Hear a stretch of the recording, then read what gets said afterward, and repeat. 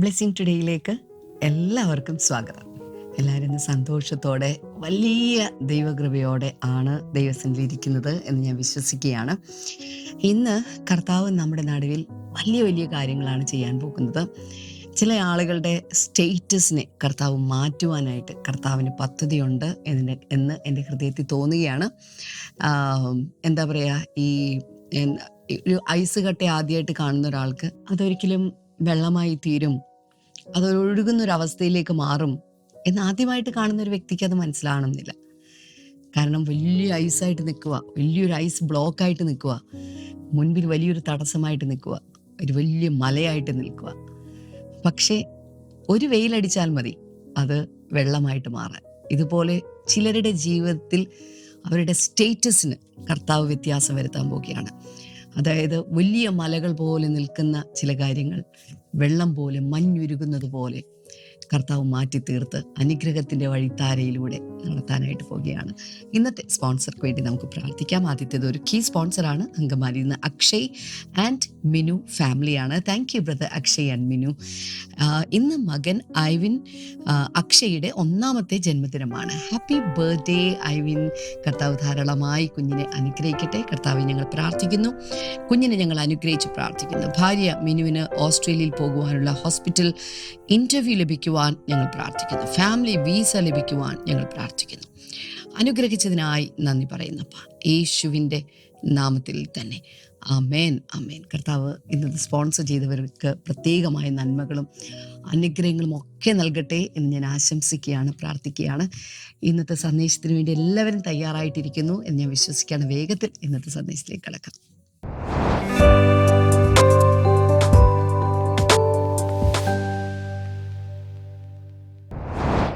Welcome back. പുതിയൊരാഴ്ചയിലേക്ക് സ്വാഗതം.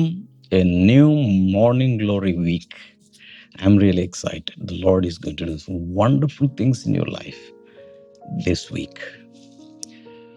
കർത്താവിൽ വളരുവാൻ കർത്താവ് നമ്മളെല്ലാവരെയും സഹായിക്കട്ടെ. വചനത്തിൽ വളരാൻ കർത്താവ് നമ്മളെ സഹായിക്കട്ടെ. ആരാധനയിൽ വളരുവാൻ കർത്താവ് നമ്മെ സഹായിക്കട്ടെ. കഴിഞ്ഞൊരു ദിവസം ഞാൻ പറഞ്ഞു, the employment of the redeemed is worship. വീണ്ടെടുക്കപ്പെട്ടവരുടെ പൂർണ്ണ സമയ ജോലിയാണ് ആരാധന. ഒരിക്കലും നമ്മൾ തൊഴിൽ രഹിതരാകുകയില്ല. ആരാധന നമുക്ക് ദൈവം തന്നിരിക്കുന്ന ഒരു വലിയ പദവിയാണ്, ഭാഗ്യമാണ്, ചുമതലയാണ്, ഉത്തരവാദിത്തമാണ്, എൻജോയ് ചെയ്യാവുന്ന ഒന്നാണ്. അതിൻ്റെ വിവിധ വശങ്ങളാണ് നമ്മൾ ചിന്തിച്ചുകൊണ്ടിരിക്കുന്ന ഏതാനും ദിവസങ്ങൾക്കുള്ളിൽ ഈ വർഷിപ്പ് സീരീസ് തീർക്കണം എന്നാണ് എൻ്റെ ആഗ്രഹം. ഇതെല്ലാം കൂടി ക്രോഡീകരിച്ചാൽ തന്നെ ഒരു പുതിയ പുസ്തകം ഇറക്കാം. അത്രയും സ്റ്റഫ് ഞാൻ നിങ്ങളോട് സംസാരിച്ചിട്ടുണ്ട്. കഴിഞ്ഞ ഒരു ആഴ്ചയിൽ നമ്മൾ ചിന്തിച്ചുകൊണ്ടിരുന്നത് the elements of corporate worship, അല്ലെങ്കിൽ കൂട്ടായ ആരാധനയിൽ എന്തെല്ലാം ഘടകങ്ങളാണ് ഉണ്ടായിരിക്കേണ്ടത്, ആ കാര്യങ്ങളെല്ലാം പറഞ്ഞു. ഈ ആഴ്ചയിൽ ഫോക്കസ് ചെയ്യാൻ പോകുന്നത് ദി സ്റ്റൈൽ ഓഫ് വർഷിപ്പ്, ആരാധനയുടെ ശൈലികൾ, ആരാധനാ ശൈലികൾ. ഇതൊരു ഐ ഓപ്പണർ ആയിരിക്കും എന്ന് മാത്രം നമ്മുടെ ഹൃദയം ഒന്ന് വിശാലമാകാൻ ഇതൊക്കെ ഒരു മുഖാന്തരമാകും എന്ന് ഞാൻ വിശ്വസിക്കുന്നു. എൻ്റെ ഇതുവരെയുള്ള ശുശ്രൂഷയിലും ജീവിതത്തിലും ദൈവകൃപയാൽ കുറച്ച് സ്ഥലങ്ങളിലൊക്കെ പോകാൻ, കുറച്ച് രാജ്യങ്ങളിലൊക്കെ പോകാനും, വിവിധ ഭാഷക്കാർ, ജാതിക്കാർ, വിവിധ രീതിയിലുള്ള ആളുകളുടെ ആരാധനകളിൽ പങ്കെടുക്കാൻ, ശുശ്രൂഷിക്കാൻ ഒക്കെ കർത്താവ് എനിക്ക് കൃപ തന്നു. അതിന് പ്രകാരം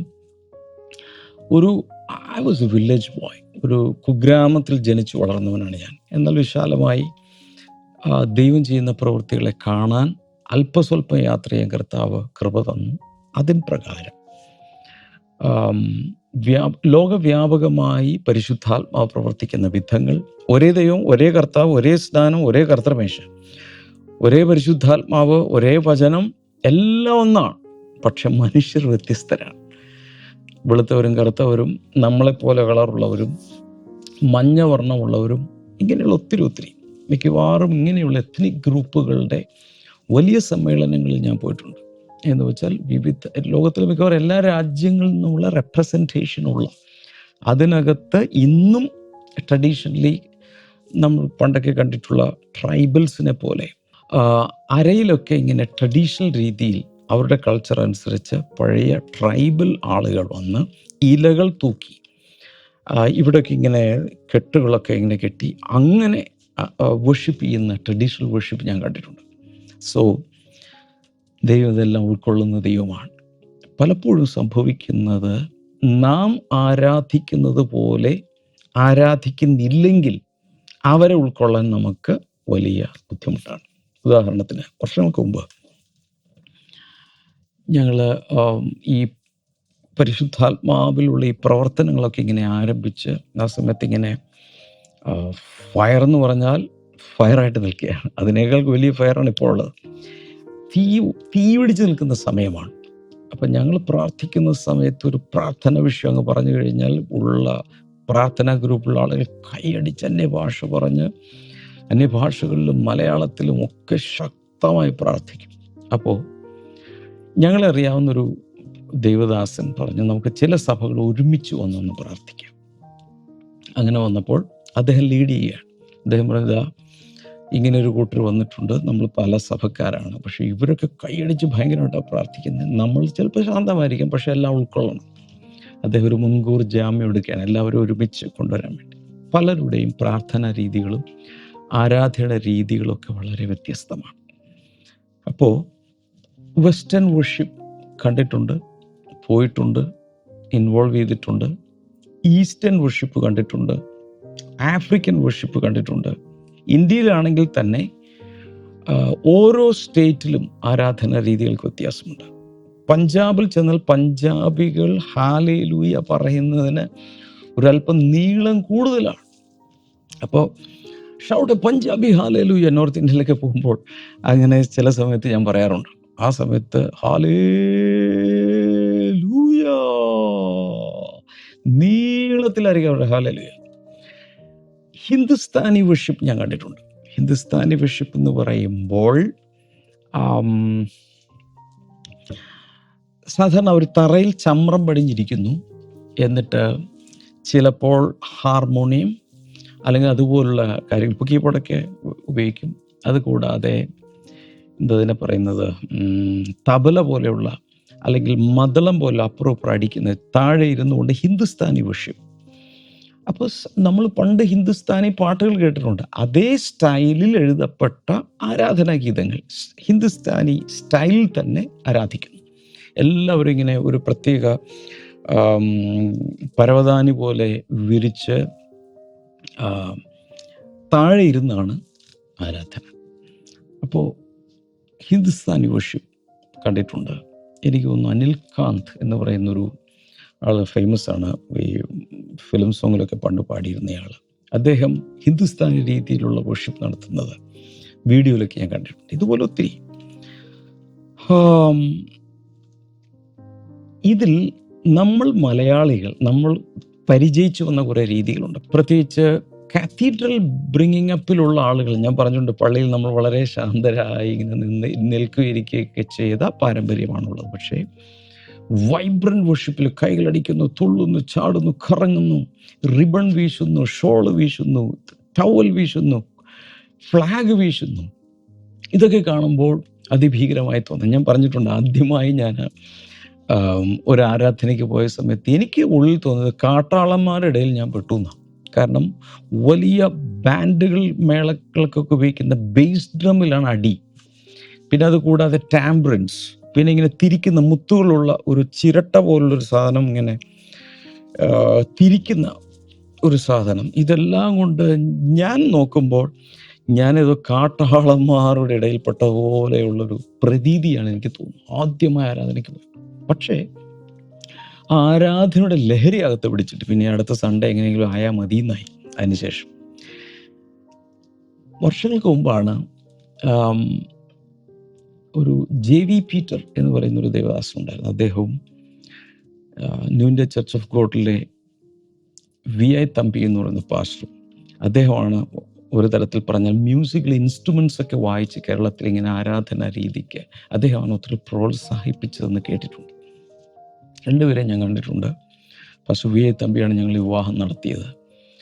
സോ അപ്പം കേരളത്തിലേക്ക് ഒരു കാലത്ത് കയ്യടിയും ഈ ബേസ് ഡ്രമ്മിൽ അടിയും പിന്നെ കിലുക്കട്ടും കിലുക്കലും ഒക്കെ ആയിരുന്നു ആദ്യം. പക്ഷേ അതിൻ്റെ അടുത്തൊരു ഗ്രേഡിലേക്ക് കയറിയ ഒരു സമയം US ഓറൽ റോബർട്ട്സ് ആണ് പ്രൈസ് ആൻഡ് വർഷിപ്പിൻ്റെ ട്രെൻഡ് കൊണ്ടുവന്നത്. അതിനു മുമ്പ് ഇതുപോലെ തന്നെ കയ്യടിയും ഇതൊക്കെ ആയിരുന്നു US വെസ്റ്റേൺ വേൾഡിലൊക്കെ അങ്ങനെയായിരുന്നു. പക്ഷെ അദ്ദേഹം പ്രൈസ് ആൻഡ് വർഷിപ്പ് സ്റ്റൈൽ കൊണ്ടുവന്നു. അദ്ദേഹത്തിൻ്റെ ക്രൂസൈഡുകളിൽ ക്വയർ പോലെ ഒരുമിച്ച് നിന്ന് പ്രൈസും വർഷിപ്പും ഇൻസ്ട്രുമെൻസ് ഒക്കെ വായിച്ചുകൊണ്ടുള്ള പരിപാടി അദ്ദേഹമാണ് പ്രൊമോട്ട് ചെയ്തതെന്നാണ് പറയപ്പെടുന്നത്. സോ ഇങ്ങനെ ഒത്തിരി ട്രെൻഡുകൾ ഇങ്ങനെ പല സ്ഥലങ്ങളിലും മാറുന്നു. 1950കളിലും 60കളിലും 70കളിലുമുള്ള വീഡിയോകൾ, വെസ്റ്റേൺ വേൾഡിലെ വീഡിയോകൾ കണ്ടാൽ അവരെല്ലാം ഇങ്ങനെ കൈയടിച്ച് ഈ ടാമ്പറിൻ കിലുക്കിയുള്ള രീതിയാണ്. പക്ഷെ ഇപ്പോൾ അതെല്ലാം മാറി. ഏതെല്ലാം മ്യൂസിക്കൽ ഇൻസ്ട്രുമെൻസ് ഉണ്ടോ അതെല്ലാം കൊണ്ടുവന്നു പുറത്തുള്ള കോൺസേർട്ടുകളേക്കാൾ ഭയങ്കരമായി ഇൻസ്ട്രുമെൻസും സിംഫണിക്കെല്ലാം ഉപയോഗിക്കുന്ന അതുപോലെ അതിനേക്കാൾ ഭയങ്കരമായ രീതിയിലുള്ള വർഷിപ്പ് സർവീസുകൾ ഇന്ന് നടക്കുന്നു. ഞാനിതെന്തിനു പറയുന്നു? God is A God of varieties. God is colour blind. ദൈവത്തിന് കളർ ഒരു വിഷയമല്ല. ഏത് ജാതിക്കാരൻ, ഏത് മതക്കാരൻ, ഏത് രീതിയിൽ ആരാധിക്കും, ഇതൊന്നും ദൈവത്തിൻ്റെ ഒരു വിഷയമല്ല. ഞാൻ പറയുന്നത് ശ്രദ്ധിച്ച് കേൾക്കണേ. ഈ ബിബ്ലിക്കൽ മീനിങ് ഓഫ് വർഷിപ്പ് എന്നതിന്, വർഷിപ്പിൻ്റെ എക്സ്പ്രഷൻസിന് എബ്രായ ഭാഷയിലും ഗ്രീക്ക് ഭാഷയിലും ഉപയോഗിച്ചിട്ടുള്ള, അഥവാ പഴയ നിയമം എഴുതപ്പെട്ടപ്പോഴും പുതിയ നിയമം എഴുതപ്പെട്ടപ്പോഴും പ്രധാനമായി ഉപയോഗിക്കപ്പെട്ട രണ്ട് ഭാഷകൾ, ഹീബ്രു ആൻഡ് ഗ്രീക്ക്. ആ ഭാഷയിൽ പല പല പദങ്ങൾ ഉപയോഗിച്ചിട്ട് അതിൻ്റെ മീനിങ് എടുത്താൽ ഏകദേശം എന്താണ് ആരാധന കൊണ്ട് ആ സ്റ്റൈല് ദൈവം ആഗ്രഹിക്കുന്നത് എന്ന ഒരു പിക്ചർ നമുക്ക് കിട്ടും. അതിലെല്ലാ പദങ്ങളും പറഞ്ഞ് നിങ്ങളെ പീഡിപ്പിക്കാൻ ഞാൻ ആഗ്രഹിക്കുന്നില്ല, പക്ഷേ ഞാൻ ചില അർത്ഥങ്ങൾ പറഞ്ഞു പോകാം. The essence of worship is bowing down or bowing low. ഒരു എബ്രായ പദം ഉപയോഗിച്ചിരിക്കുന്നതിൻ്റെ അർത്ഥം ഇതാണ്: നന്നായി കുനിയുക, വളരെയധികം താഴേക്ക് ഇങ്ങനെ കുനിയുന്നതിനാണ് ഒരർത്ഥം. അതാണ്. മറ്റൊരർത്ഥം to kiss towards or kiss the hand of the one who is revered. ബഹുമാനിക്കപ്പെടാൻ ആഗ്രഹിക്കുന്ന ആരാണ് അദ്ദേഹത്തിൻ്റെ കൈ വന്ന് ഉമ്മ വയ്ക്കുക, കിസ് ചെയ്യുക, മുത്തം വയ്ക്കുക. ഇതാണ് ആരാധനയുടെ ഒരർത്ഥം. നമ്മൾ ഒത്തിരി ആരാധ്യനായ ഒരു വ്യക്തിയെ ബഹുമാനിക്കാൻ വേണ്ടി കൈ മുത്തുന്നത് പോലെ ഞങ്ങളുടെ സഭാ വിഭാഗത്തിൽ ബിഷപ്പുമാർ വരുമ്പോൾ താഴെ മുട്ടുകുത്തി നിന്ന് അദ്ദേഹത്തിൻ്റെ ഒരു പ്രത്യേക മോതിരമുണ്ട്. ആ മോതിരത്തിൽ ഉമ്മ വയ്ക്കണമായിരുന്നു, കിസ് ചെയ്യണം. ഞാൻ ചെയ്തിട്ടുണ്ട്. ഞങ്ങൾ കുഞ്ഞുങ്ങളെല്ലാം നിർത്തി ഞങ്ങളുടെ ചർച്ചിലേക്ക് ബിഷപ്പ് വന്ന സമയത്ത് ഞാൻ ഇന്നും ഓർക്കുന്നു, സ്കൂളിൽ നിന്ന് ഞങ്ങളെ കൊണ്ടുപോയി ബിഷപ്പിൻ്റെ മുമ്പിൽ ഓരോ കുഞ്ഞുങ്ങളും ചെന്ന് ഇങ്ങനെ ആ മോതിരത്തിൽ കിസ് ചെയ്യണം. അപ്പം ശരിക്കും അന്ന് ഈ എബ്രായ ഭാഷയിൽ ഇതുപോലെ ആരാധ്യ പുരുഷൻ ആരാണോ, ആരെ നമ്മൾ ആദരിക്കാൻ ആഗ്രഹിക്കുന്ന അയാളെ ഇങ്ങനെ ഉമ്മ വയ്ക്കുക, കയ്യിൽ ഉമ്മ വയ്ക്കുക, അതൊരർത്ഥമാണ്. എന്ന് മാത്രമല്ല, this shows that worship should spring from reverential fear and adoring and wonder. അപ്പോൾ ആരാധന എന്ന് പറയുന്നത് പുറത്ത് കാണിക്കുന്ന ചേഷ്ടയ്ക്കപ്പുറത്ത് അകത്ത് നിന്നും ഉത്ഭവിക്കുന്ന ഒരു വലിയ ആദരവിൻ്റെയും ബഹുമാനത്തിൻ്റെയും ഭയത്തോടു കൂടിയ ഒരു മനോഭാവം അതിനകത്ത് ഉൾക്കൊള്ളുന്നുണ്ട്. പുറത്ത് കാണുന്നതിനപ്പുറത്ത്. അതുകൊണ്ടാണ് ഞാൻ പറഞ്ഞത് ദൈവത്തിന് ഇതൊരു വിഷയമല്ലെന്ന് പറയാൻ കാരണം, ഇപ്പോൾ ഞാനൊക്കെ തുടക്കകാലത്ത് ഞങ്ങളെല്ലാവരും, ഞാൻ 1984 രക്ഷിക്കപ്പെട്ട് ആദ്യമായ ഒരു കൂട്ടായ്മയിൽ ചെല്ലുമ്പോൾ ഞങ്ങളെല്ലാം ഇരിക്കുന്നത് തറയിലാണ്. തറയിൽ പാവ് വിരിച്ച പായിലാണ് ഞങ്ങളിരിക്കുന്നത്. ആ പാവ് വിരിക്കുന്ന ജോലി എൻ്റെ ആയിരുന്നു. അതിൻ്റെ മെയിൻ ഉത്തരവാദിത്വം എനിക്കറിയാം. എല്ലാ ഞായറാഴ്ചയും വളരെ നേരത്തെ അവിടെ എത്തി പായ് വിരിച്ച് എല്ലാ കാര്യങ്ങളും സെറ്റ് ചെയ്യേണ്ട ജോലി എനിക്കായിരുന്നു. അപ്പോൾ അതിൽ ഒന്നാം എന്ന് വെച്ചാൽ ഇങ്ങോട്ട് ദേവദാസനൊക്കെ താഴെ ഇങ്ങോട്ട് തിരിഞ്ഞിരിക്കുന്ന പാസ്റ്റർ, അങ്ങോട്ട് തിരിഞ്ഞിരിക്കുന്ന ജനങ്ങൾ അദ്ദേഹത്തെ നേരെ നോക്കിയിരിക്കുമ്പോൾ മിക്കവാറും ആദ്യത്തെ പായിൽ ഞാനാണ്, നേരെ അദ്ദേഹത്തിൻ്റെ മുമ്പിലുണ്ടായിരിക്കും. സോ എന്നാൽ കുറേ കഴിഞ്ഞപ്പോൾ അവിടെ കസേരയിലിരിക്കാൻ ആകെ അനുവാദമുണ്ടായിരുന്നത് ഏറ്റവും പ്രായമുള്ളവർ, താഴെ ഇരിക്കാൻ ബുദ്ധിമുട്ടുള്ള, ശാരീരികമായി ക്ഷീണിച്ചവരോ പ്രയാസമുള്ള എൽഡർലി ആയിട്ടുള്ള ആളുകൾ മാത്രമാണ്. ഏറ്റവും പുറകിൽ, ഈ സഭാ ഹാളിൻ്റെ ഏറ്റവും പുറകിൽ എനിക്ക് തോന്നുന്നു 1 വരിയോ 2 വരിയോ കസേര കാണും. അതിലാണ് പ്രായമുള്ളവരിയ്ക്കുന്നത്. ഞങ്ങളെപ്പോലുള്ളവർക്കൊന്നും അതിലിരിക്കാൻ അനുവാദമില്ല. ബാക്കി എല്ലാവരും തറയിലായിരിക്കുന്നത്. 3 മണിക്കൂറോ 4 മണിക്കൂറോ 10 മണിക്കൂറോ തറയിൽ തന്നെ ഇരിക്കണം. എന്നാൽ പിൽക്കാലത്ത് ഇപ്പോൾ നമ്മുടെ ബ്ലെസ്സിംഗ് ടുഡേയിൽ വന്ന് മിക്കവാറും എല്ലാവരും കസേരയിലിരിക്കുന്നത്. മുൻനിര മുതൽ അവസാനം വരെ എല്ലാം കസേരകളാണ്. അങ്ങനെ കസേരയിലിരിക്കാൻ തുടങ്ങിയ സമയത്ത് പലരും വിമർശിച്ചു. ഇപ്പം ഞങ്ങൾ ഫുൾ ചെയർ ഇട്ട സമയത്ത് ഇങ്ങനെയാണോ? താഴെ ഇരുന്നല്ലേ നമ്മൾ ദൈവത്തെ ആരാധിക്കേണ്ടത്, കസേരയിലിരുന്ന് ഇങ്ങനെ ഇരിക്കുവാണ് കൈയും കെട്ടി എന്ന് ചോദിച്ച സമയങ്ങളുണ്ട്. പക്ഷെ ഇപ്പോൾ എല്ലായിടത്തും കസേരയെ. ഇനി എഴുന്നേറ്റ് നിന്ന് ആരാധിക്കുന്ന ഒരു രീതി വന്നു. ആദ്യകാലങ്ങളിൽ എഴുന്നേറ്റ് നിന്നുള്ള ആരാധനയില്ലായിരുന്നു. എല്ലാവരും ഇരിക്കുകയോ ഇരുന്നാണ് ആരാധന. എഴുന്നേറ്റ് നിൽക്കുന്നത് വളരെ അപൂർവമായിട്ടുള്ള ചില സാഹചര്യങ്ങൾ മാത്രമാണ്. പ്രൈസ് ആൻഡ് വർഷിപ്പിൻ്റെ ട്രെൻഡ് വന്നപ്പോൾ എഴുന്നേറ്റ് നിന്ന് കൈയൊക്കെ വീശി ഒക്കെ ആരാധിക്കാൻ തുടങ്ങിയത്. അതിന് വിമർശനം വന്നു. ഈ ലൗകികമായ ട്രെൻഡുകൾ സഭയ്ക്കകത്ത് കൊണ്ടുവരുന്നു എന്ന് പറഞ്ഞുകൊണ്ട് ശക്തിയേറിയ വിമർശനവുമായി ആളുകൾ രംഗത്ത് വന്നു.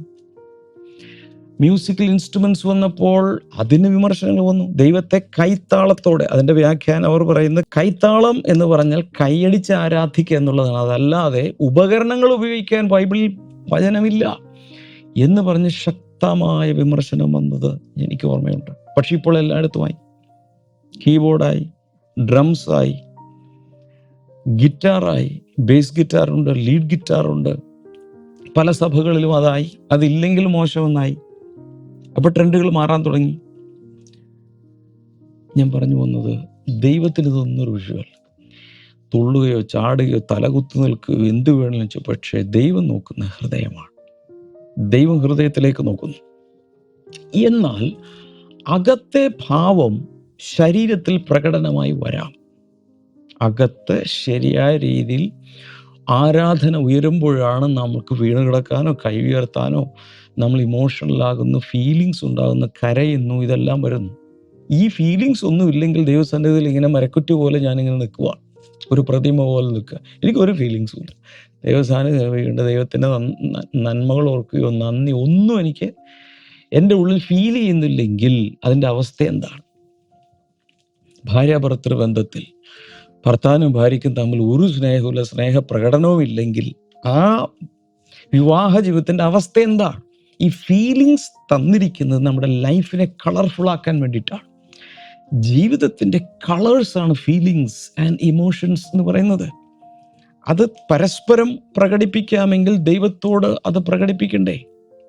കർത്താവ് വചനത്തിൽ പറഞ്ഞിരിക്കുന്നത് ഇങ്ങനെയാണ്: നിന്റെ ദൈവമായ കർത്താവിനെ പൂർണ്ണ ഹൃദയത്തോടും പൂർണ്ണ മനസ്സോടും പൂർണ്ണ ആത്മാവോടും പൂർണ്ണ ശക്തിയോടും, പല രീതിയിലാണ് പല സ്ഥലത്ത് പറഞ്ഞിരിക്കുന്നത്.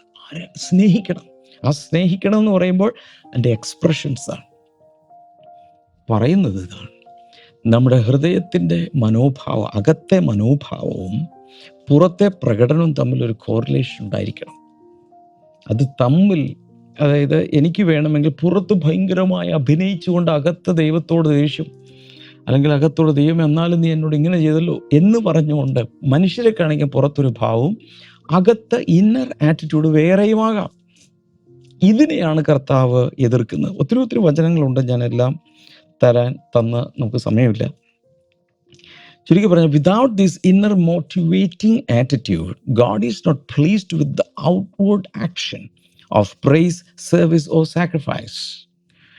അകത്തെ മനോഭാവത്തിൽ ഒരു നിർമ്മല മനസാക്ഷിയിലുള്ള ആരാധന മനോഭാവം ഇല്ലാതെ പുറത്തെ പ്രകടനങ്ങളിൽ കർത്താവ് ഒട്ടും തന്നെ പ്രസാദിക്കുന്നില്ലെന്നാണ് ഞാൻ ഈ പറഞ്ഞു വരുന്നത്. അതുകൊണ്ട് പുറമേയുള്ള ശൈലികൾ എന്താണോ അത് ദൈവത്തെ ബാധിക്കുന്നില്ല. അകത്തെ ഹൃദയത്തിൽ നിന്നുള്ള സ്നേഹപ്രകടനമാണ് ദൈവം ആഗ്രഹിക്കുന്നത്.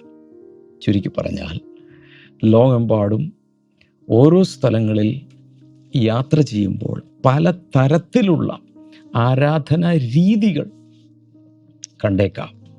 ചിലത് നമുക്ക് ഉൾക്കൊള്ളാൻ കഴിയുന്നില്ല. ചില സഭകളിൽ ആരാധനയ്ക്ക് വെള്ള വസ്ത്രം മാത്രമേ ധരിക്കാവൂ. ഇതുപോലെ എങ്ങാലും ഇട്ടുകൊണ്ട് എന്നാൽ എല്ലാ കണ്ണുകളും ഇങ്ങനെ നോക്കും. ഇവനൊരു അശുദ്ധനാണോ എന്ന് വരെ ചിന്തിക്കും. കാരണം വെള്ളവസ്ത്രത്തോടു കൂടിയാണ് ദൈവസന്നിധിയിൽ ചെല്ലേണ്ടത് എന്നാണ് അവർ വിശ്വസിക്കുന്നതും പഠിപ്പിക്കുന്നതും. ചില സ്ഥലങ്ങളിൽ ഇതുപോലെ ബിയേർഡ്, മുസ്റ്റാഷ് ഇതൊന്നും പാടില്ല. അത് ദൈവഹിതമല്ല, ദൈവത്തിൻ്റെ സന്നിധിയിൽ നിൽക്കുമ്പോൾ അത് പാടില്ല എന്ന് പഠിപ്പിക്കുന്നവരുണ്ട്.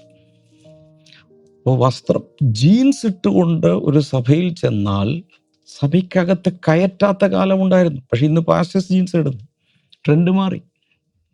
എനിക്ക് ഇന്നും ഓർമ്മയുണ്ട്, പ്രത്യേക രീതിയിലുള്ള സാരി, പ്രത്യേക രീതിയിലുള്ള വസ്ത്രം, പുരുഷന്മാർക്കും സ്ത്രീകൾക്കും പ്രത്യേകമായ നിഷ്കർഷമുണ്ട്. ഇതല്ലാത്തതൊന്നും ഇട്ടുകൊണ്ട് സഭായോഗങ്ങളിൽ വരാൻ പാടില്ലായിരുന്നു പല സഭകളിലും. എനിക്ക് ഇന്നും ഓർമ്മയുണ്ട്, എൻ്റെ ചെറുപ്പകാലത്ത് ഏതോ ഒരു ലേഡി ഈ കരയുള്ള സാരി എന്തോ പറഞ്ഞിട്ടൊരു സാധനമുണ്ട്, എന്തോ ഒരു ലൈൻ എന്തോ ഉണ്ട്, കർത്തൃ വെച്ച് കൊടുത്തില്ല, മാറിയിരിക്കാൻ പറഞ്ഞ ആ സഹോദരിയോട്. അത് ദൈവസന്നിധിയിൽ നിഷിദ്ധമാണ്. ബൈബിളിലുണ്ടോ? നോ. ബൈബിളിൽ ഇതൊന്നും പറഞ്ഞു, കരയുണ്ടോ കരയില്ലെന്നോ ഇത് മാറ്റണമെന്നോ ഇതൊന്നും പറഞ്ഞിട്ടില്ല. മാന്യമായ വസ്ത്രം ധരിക്കണം, മാന്യമായ രീതിയിൽ പോകാം. കംപ്ലീറ്റ്ലി ഷേവ് ചെയ്യണമെന്ന് ബൈബിളിൽ പറഞ്ഞിട്ടില്ല. അതൊക്കെ ലേവ്യ പുസ്തകത്തിൽ എവിടെയോ പറഞ്ഞിരിക്കുന്ന എന്തോ കാര്യങ്ങൾ എടുത്ത് പുതിയ നിയമത്തിൽ കൊണ്ടുവന്ന് ജനങ്ങളുടെ മേൽ അടിച്ചേൽപ്പിക്കുന്ന ട്രെൻഡ് പല സ്ഥലത്തുമുണ്ട്. എന്നാൽ ദൈവം നോക്കുന്നതോ ഈ ആരാധനയുടെ സ്റ്റൈലിനപ്പുറത്ത് നമ്മുടെ ഹാർട്ട് എങ്ങനെയായിരിക്കുന്നു എന്നതാണ് കർത്താവ് നോക്കുക. അന്ത്യകാലത്ത് സകല ജഡത്തിൻ്റെ മേലും പരിശുദ്ധാത്മാവിൻ്റെ പകർച്ചയുണ്ടാകും. നമുക്ക് ഉൾക്കൊള്ളാൻ കഴിയാത്ത രീതിയിൽ വസ്ത്രധാരണത്തോടുകൂടി വരുന്നവരുടെ മേൽ പരിശുദ്ധാത്മാവ് ഞാൻ മാന്യനാണെന്ന് പറഞ്ഞുകൊണ്ട് വന്നിരിക്കുന്നവരെക്കാൾ കൂടുതൽ അവരുടെ മേൽ പരിശുദ്ധാത്മ പ്രവർത്തനം ഞാൻ കണ്ടിട്ടുണ്ട്. പക്ഷേ അങ്ങനെയുള്ളവരുടെ അകത്ത് ഒരു പരീശത്വം വരുമ്പോൾ, പരീശന്മാരുടെ പഴയ ആറ്റിറ്റ്യൂഡുണ്ട്, അത് വരുമ്പോൾ ദൈവത്തിനെ പൊളിക്കുകയാണ്. നമ്മുടെ അകത്തുള്ള എങ്ങനെയതിനെ പറയേണ്ടത്, ചെറിയ ടെന്നീസ് ബോളിൻ്റെ അത്രയുള്ള ഹൃദയവുമായിട്ട്, അല്ലെങ്കിൽ അതിനേക്കാൾ ഗോലിയുടെ അത്രയുള്ള ഹൃദയമായിട്ട് നമ്മൾ നടന്നാൽ ഇതൊന്നും ഉൾക്കൊള്ളാൻ സാധ്യമല്ല. എന്നാൽ ദൈവം സകല ജാതിയിലും മതത്തിൽ നിന്നും വീണ്ടെടുക്കപ്പെട്ട യേശുവിൻ്റെ ചോരയാൽ കഴുകപ്പെട്ട സകലരെയും കർത്താവ് സ്നേഹിക്കുന്നു. ഏതായാലും എനിക്കൊരു ആശ്വാസമുള്ള, ദൈവത്തിന് വിശാലമായ ഒരു ഹൃദയമുണ്ട്. എന്നെ ഉൾക്കൊള്ളും, നിങ്ങളെ ഉൾക്കൊള്ളും. ലോകത്തുള്ള ഏത് ടൈപ്പ് കാട്ടുവർഗ്ഗക്കാരനായാലും നാട്ടുവർഗ്ഗക്കാരനായാലും നാഗരികത ഉണ്ടെങ്കിലും ഇല്ലെങ്കിലും, ആദിവാസിയാണെങ്കിലും അബോറിജിൻസ് ആണെങ്കിലും ഏത് ടൈപ്പ് ആണെങ്കിലും ദൈവം എല്ലാവരെയും സ്നേഹിക്കുന്നു. ഈ പിതാവിൻ്റെ ഹൃദയം എത്ര വലുതാണ്! ഇത് മനസ്സിലാക്കാനുള്ളൊരു ഹൃദയം നമുക്കുണ്ടായാൽ മതി. ശരിക്കും എബ്രായ ഭാഷയിലെയും ഗ്രീക്ക് ഭാഷയിലെയും ആരാധനയെക്കുറിച്ചുള്ള എല്ലായിടത്തും ക്രോഡീകരിച്ച് പഠിച്ചാൽ even that includes practical actions like sweeping floors and arranging chairs. എന്ന് വെച്ചാൽ സഭയ്ക്കകത്ത് വന്ന് ഫ്ലോറ് അടിച്ച് തൂക്കുന്നതും അല്ലെങ്കിൽ കസേരകൾ നിരത്തുന്നതും വരെയുള്ള അറേഞ്ച്മെൻറ്റ്സിൽ പോലും, ഇപ്പോൾ നിങ്ങൾ ഒരുപക്ഷെ കേട്ടിട്ടുണ്ട്, ചില ധ്യാന കേന്ദ്രങ്ങൾ, ചില ഫിലിം സ്റ്റാർസ് ചെന്ന് അവിടുത്തെ ടോയ്ലറ്റുകൾ കഴിയും. പത്രവാർത്തയായിരുന്നു. ഒന്നാലോചിച്ച്, കോടികൾ പ്രതിഫലം വാങ്ങുന്ന ചില ഫിലിം സ്റ്റാർസ് ചില ക്രിസ്തീയ ധ്യാന കേന്ദ്രങ്ങളിൽ ചെന്ന് അവരവിടെ സെർവ് ചെയ്തു. ഭയങ്കര മീഡിയയിലെ ന്യൂസ് ആയിരുന്നു ഒരു കാലത്ത്. അവർ ചിന്തിക്കുന്നത് എന്താണ്? അവർ ചിന്തിക്കുന്നത് ഒരു പ്രാർത്ഥനാലയം, ഒരു ദേവാലയത്തിൻ്റെ അന്തരീക്ഷം, അവിടെ തന്നെത്താൻ അവർ താഴ്ത്തി ചില കാര്യങ്ങൾ ചെയ്യുകയാണ്. പക്ഷേ സാധാരണ അവിടെ ചെയ്യുന്നവരുടെ കാര്യം പത്രവാർത്തയായില്ല, മീഡിയയിൽ വന്നില്ല. ഇവർ high profile characters and stars ആയതുകൊണ്ട് അത് പത്രത്തിൽ വന്നു. പക്ഷേ എബ്രായ ഭാഷയിലും ഗ്രീക്ക് ഭാഷയിലും പഠിക്കുമ്പോൾ അത് ഉൾക്കൊണ്ടിട്ടുണ്ട്. ദൈവത്തിന് വേണ്ടി വളരെ സമൂഹത്തിൽ താഴ്ന്നതെന്ന് തോന്നുന്ന കാര്യങ്ങൾ ചെയ്താൽ അതും ആരാധനയുടെ ഒരു പാർട്ടായിട്ട് ഈ മൂലഭാഷയിൽ കാണുന്നുണ്ട്. ഞാനത് ചെയ്തിട്ടുണ്ട്, ഇപ്പോഴും ചെയ്യാറുണ്ട്. ഇപ്പോൾ ഒത്തിരി പേരുണ്ട്, എങ്കിലും ഒരവസരം കിട്ടിയാൽ ആവശ്യം വന്നാൽ ഞാൻ ചെയ്യും, നോ പ്രോബ്ലം. അനേക വർഷങ്ങൾ ചൂലെടുത്ത് സഭാ ഹോൾ തൂത്തിരുന്നത് ഞാനാണ്, പായ വിരിക്കുന്നത് ഞാനാണ്, വെള്ളമെടുത്ത് വെക്കുന്നത് ഞാനാണ്, കർത്തൃമേശ ഒരുക്കുന്നത് ഞാനാണ്. അനേക വർഷങ്ങൾ എനിക്കതിലൊരു കുറച്ചിലും ഉണ്ടായിട്ടില്ല, ഇന്നും കുറച്ചിലില്ല. പക്ഷേ അതൊരു പാർട്ട് ഓഫ് വർഷിപ്പാണെന്നുള്ള ഈയിടെയാണ് ഞാൻ അറിഞ്ഞത്. അതുമെല്ലാം ആരാധനയുടെ ഭാഗമാണ്. ഒരു ദിവസം പറഞ്ഞ അദ്ദേഹത്തിൻ്റെ സഭയിൽ എല്ലാ ശനിയാഴ്ചയും ടോയ്ലറ്റുകൾ കഴുകാൻ ഒരു ലേഡി വന്നിരുന്നു. ഒരു ദിവസം ആ ലേഡിയെ പരിചയപ്പെട്ടപ്പോൾ ആ ലേഡി പറഞ്ഞു, ഇൻഡിഗോ ഫ്ലൈറ്റിലെ പൈലറ്റാണ് ആ ലേഡി. പക്ഷെ ദൈവത്തെ സേവിക്കാൻ വേണ്ടിയുള്ളൊരു നന്ദിയുള്ള ഹൃദയം അവളുടെ അകത്തുണ്ടായപ്പോൾ ആരും പറഞ്ഞിട്ടില്ല, പാസ്റ്റർക്ക് അവളെ പരിചയമില്ല. എല്ലാ ശനിയാഴ്ചയും ലീവ് എടുത്ത് അല്ലെങ്കിൽ ആ ദിവസം ഓഫ് ഡേ ആക്കിയെടുത്ത് ഞായറാഴ്ച ആരാധനയാണ്, എല്ലാ ടോയ്ലറ്റുകളും വന്ന് പൈലറ്റാണ്, കഴുകുകയാണ്. ഒരു രൂപ കൊടുത്തിട്ടല്ല, ഐഡൻറ്റിറ്റി വെളിപ്പെടുത്തിയിട്ടില്ല, അവൾ വന്ന് ചെയ്യുകയാണ്. പരിചയപ്പെട്ടപ്പോഴാണ് മനസ്സിലായത് ഇത് ആരാധനയുടെ ഭാഗമാണ്. ഞായറാഴ്ച വന്ന് കൈകൊട്ടി വെടികൊട്ടുന്ന പോലെ ഹല്ലേലൂയ പറഞ്ഞു പോകുമ്പോൾ എല്ലാവരും ഇംപ്രസ്ഡായി. പക്ഷേ ആരാധനയിൽ വാഷ്റൂം, റെസ്റ്റ് റൂംസ് കഴുകുന്നത്, ടോയ്ലറ്റ് കഴുകുന്നതും സഭയിൽ വന്ന് ഇതെല്ലാം ചെയ്യുന്നതെല്ലാം ആരാധനയുടെ, കാരണം ദൈവത്തോടുള്ള ഭയത്തിൽ, ദൈവത്തോടുള്ള ആദരവിലാണ് അത് ചെയ്യുന്നത്. കർത്താവ് ക്രൂശിൽ കയറിയെങ്കിൽ ഞാൻ എന്ത് ചെയ്താൽ അതിന് പ്രതിഫലമാകും എന്ന ഒരു മനോഭാവം ആളുകൾ കാണിക്കാൻ വേണ്ടി, ഇംപ്രസ് ചെയ്യാൻ വേണ്ടി ചെയ്താൽ മാർക്ക് കിട്ടുമെന്ന് എനിക്ക് തോന്നുന്നില്ല. അങ്ങനെ വരെ ചെയ്യാൻ നാം തയ്യാറാകണം. ഓൾറൈറ്റ്, സമയം കഴിഞ്ഞു, കൈനീട്ടാം, പ്രാർത്ഥിക്കാം. കർത്താവേ, ഇന്ന് ജനങ്ങൾ അനുഗ്രഹിക്കുന്ന രോഗികൾ ഇപ്പോൾ സൗഖ്യമാകട്ടെ. കാതുകളിൽ ഫ്ലൂയിഡ് വരുന്ന രോഗം സൗഖ്യമാകട്ടെ. ക്യാൻസർ സൗഖ്യമാകട്ടെ. ബ്രസ്റ്റ് ക്യാൻസർ സൗഖ്യമാകട്ടെ. നട്ടെല്ല് സൗഖ്യമാകട്ടെ. അതുപോലെ ഈ ചെസ്റ്റ്, ഇവിടെയുള്ള ഇങ്ങനെ ഇൻഫെക്റ്റഡ് ആയിരിക്കുന്ന കോഫൊക്കെയുള്ള പലരെയും കർത്താവ് ഇപ്പോൾ സൗഖ്യമാക്കിയാണ്. കൈനീട്ടം യേശുവിൻ്റെ നാമത്തിൽ.